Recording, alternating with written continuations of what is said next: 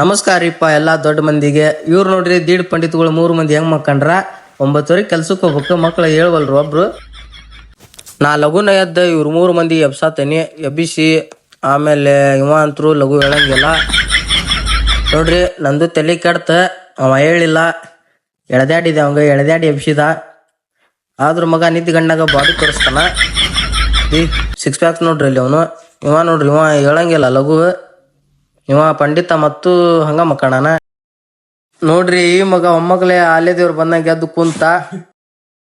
ಈ 3 ಮಂದಿ ನೆಬಿಸಿ ಆಮೇಲೆ ನಾ ಬ್ರಷ್ ಮಾಡಕತ್ತೆ. ಬ್ರಷ್ ಮಾಡಿ ಆಮೇಲೆ ಗ್ಯಾಸ್ ಮ್ಯಾಗ ಒಗ್ಗರಣೆ ತಿರುವಿ ನಾಷ್ಟಾ ರೆಡಿ ಮಾಡತ್ತಿದ್ದೆ.